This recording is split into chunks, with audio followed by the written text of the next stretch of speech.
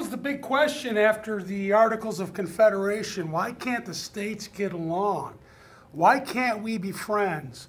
Eventually, though, the U.S. Constitution will be ratified September 17th, 1787 by the delegates, and then it goes out to the country.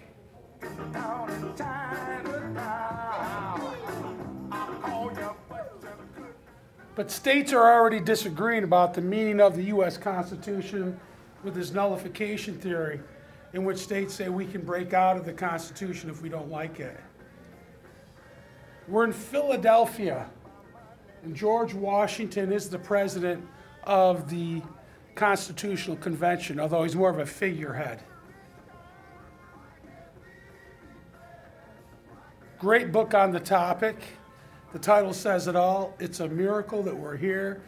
We got 55 delegates to agree. There's lots of compromises in the U.S. Constitution. This is what you need to know. The Great Compromise was proposed by Roger Sherman of Connecticut. It's going to save the day.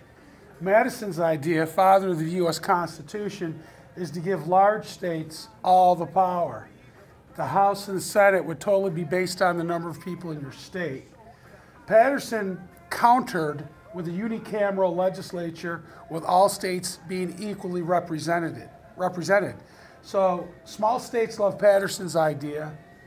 Big states love Madison's idea. The two ideas weren't going to work. People were arguing. By July 4th, Washington's written home that the convention in Philly is about to fall apart.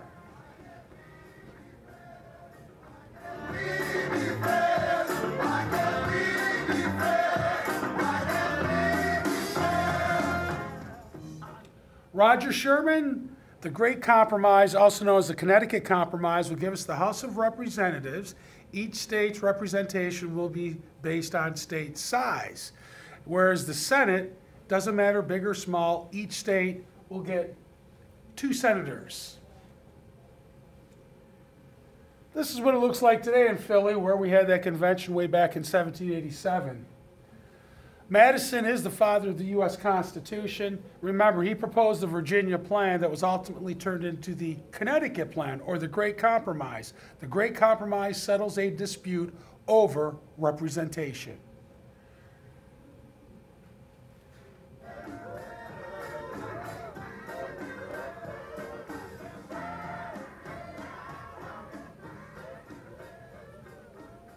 This is the tennis court oath. The French Revolution, where we get this idea of left, center, and right. So the people who really wanted to make change and bring democracy were seated on the left of the National Convention. More moderate, or people who might have a constitutional monarchy, would be in the center. And then the conservatives on the right want to restore the absolute monarchy of France. So back in the day, the tennis court oath, they swear to make a constitution for France. If you're on the far right, you're not going to make many changes. You're conservative, keep things the way they are, protect the status quo. If you're in the center, you would be moderate, you would make some changes. And if you're on the left, you're liberal, and you would offer big-time changes to what the status quo is offering. The Federalists will take on the Anti-Federalists over the ratification debate in the United States. The Federalists don't believe we need a Bill of Rights. The Anti-Federalists, led by Jefferson, demand a Bill of Rights. In the end, we will get a Bill of Rights.